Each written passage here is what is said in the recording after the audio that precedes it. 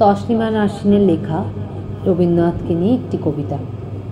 ধরা যাক রবীন্দ্রনাথ বেঁচে আছেন, অসুখ বিসুখ নেই, শয্যাশায়ীও নন, দিব্যি লিখছেন, গাইছেন, হাঁটছেন, ভাবছেন, ভ্রমণ করছেন।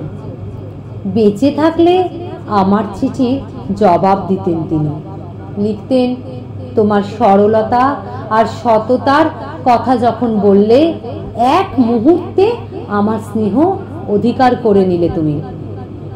যদি চিঠি লিখতে দেরি হয়, লিখতে যদি নাও পারি, তাতেই বা এমন কি দুঃখ? তোমাকে যখন স্নেহ করি, তখন চিঠির চেয়েও আমার মন ঢের বেশি কাছে আছে। অনেকদিন না লিখলে বলতেন, ছোট হোক মন্দ হোক, একটা করে চিঠি আমায় রোজ লেখো না কেন বলো। আমাকে জোড়াসাঁকোর বাড়িতে ডাকতেন, কখনো শান্তিনিকেতনে। সোনাঝুরি বনে হাঁটতে হাঁটতে বলতেন, বিন্দুর মতো যেন না হই, যেন বাঁচি, যেন মৃণালের মতো হই, অথবা মৃণালের চেয়েও সাহসী। আমার দুঃখগুলো প্রেম কাঁটা তুলে ফেলার মতো একটি একটি করে তুলে ফেলতেন। শিলং পাহাড়ে বেড়াতে নিয়ে 26-এর যুবক হয়ে উঠতেন, শেষের কবিতার অমিত হয়ে উঠতেন। হাতে হাত ধরে হাঁটতেন, সুঠাম সুদর্শন। তার স্পর্শের উষ্ণতা আমার বরফ শীতল একাকিত্বকে নিমেষে ঝর্ণার উচ্ছল জল করে দিত। গোটা বাংলা থেকে আমার আজীবন নির্বাসন, আমার গৃহবন্দিত্ব, আমার পায়ে পায়ে নিষেধাজ্ঞা, আমার মাথার মূল্য, পায়ের নিচে মাটি না থাকা। শুধু সমতা চেয়েছি বলে, শুধু সভ্য সুস্থ সমাজ চেয়েছি বলে, শুধু লিখেছি বলে, কবিতা বা গল্প প্রবন্ধ লিখেছি বলে। রবীন্দ্রনাথ যদি বেঁচে থাকতেন, আমি নিশ্চিত দেখে প্রাণ বড় কাঁদত তার। তিনি ভৎসনা করতেন শাসকদের, সভ্যতার সংকট দেখে আতঙ্কে কুঁকড়ে উঠতেন। আমি তার পিঠে মনে মনে আলতো হাত রেখে তার দুশ্চিন্তাগুলো একটু একটু করে উড়িয়ে দিতে চাইতাম। কপালে তিনি চুম্বন করতেন আমার। একদিন বলতেনই, বোটে করে চলো, শিলাইদহে যায়। আমার সারা মন তিত্তির করে কাঁপতো আনন্দে। তার গভীর চোখ সেই আনন্দকে দেখতে পেত, তার আঙুল সেই আনন্দকে স্পর্শ করতে পারত। আমাকে স্বদেশের জল, মাটির স্বাদ, গন্ধ দিতে তিনি শিলাইদহে নিতেন। বোটে শুয়ে আকাশে তাকিয়ে তাকিয়ে সন্ধ্যার মেঘমালা দেখতেন। আমি আধশোয়া হয়ে আকাশ নয়, তাকেই দেখতাম অপলক। তখন আমার অমল ধবল মনে মন্দ মধুর হাওয়া, তখন চারিদিক থেকে নির্জনতা, তার জল তরঙ্গ বাজিয়ে যেত। তখন তিনি গেয়ে উঠতেন, আমি কান পেতে রই।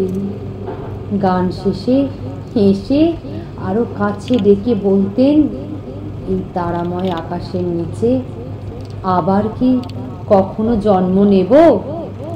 যদি নিই, আর কি কখনো এমন প্রশান্ত সন্ধ্যা বেলায় এই নিস্তব্ধ নদীটির ওপর এমন নিশ্চিত মুগ্ধ মনে এমন নৌকার ওপর বিছানা পেতে থাকবো আবার? তার একটি হাত আমার হাতেই মুঠো নিয়ে বলতেন, আবার কেন জন্ম নিতে হবে? আপনার এই জন্মই সহস্র জন্মের সমান। সারা রাত পূর্ণিমার জলে স্নান করে কবি গা মোছেন আমার আঁচলে। অস্পুষ্ট কণ্ঠে ভোর রাত্রিতে বললেন, শিলাইদহে আমি কেন আসি জানো? প্রকৃতির শুশ্রূষা পাবো বলে আসি। আজ তোমার শুশ্রূষাও পেলাম। কুঠিবাড়ির দিকে যেতে যেতে বলেন, তুমিও তো প্রকৃতি ভালোবাসো, যাও দেখে এসো গাছপালা, নদী, হাওয়া। এ তোমার সোনার বাংলা। এ তোমার দেশের মাটি। আমি নিশ্চুপ শুনি, আমার কাঁধে তার ডান হাত। কোনো ভয় নেই, আমার আশীর্বাদ তোমার সঙ্গে আছে। আমি তবু নিরুত্তর। কুঠি বাড়িতে পৌঁছে বলেন, তৈরি হয়ে নাও, সকালের গাড়িতে তোমাকে আমি উঠিয়েই দেব। তবুও আমি নতমুখ দাঁড়িয়ে থাকি। বলি, আমি তো যাব না কোথাও। কেন? ব্রহ্মপুত্রে সাঁতার কাটবে না? দেখবে না তোমার বাড়িঘর, তোমার উঠোন? উঠোনের ঘাসের ওপর একটি শিশির বিন্দু। তার আর দরকার হবে না। কেন হবে না? রবীন্দ্রনাথ বিস্ময়ে থমকে দাঁড়ান। আমি বলি, ভাষাটিই আমার দেশ, ভাষাটিই আমার সেই অপরূপ শিশির বিন্দু। আপনার গান, কবিতায় আপনার সুর আর শব্দগুচ্ছই আমার দেশ। আপনি, আপনার স্নেহই আমার নিরাপদ স্বদেশ। পদ্মার জলে আমি ব্রহ্মপুত্র দেখে নিয়েছি। ঈশ্বর বলে কোথাও কিছু নেই, ঈশ্বরে বিশ্বাস নেই আমার।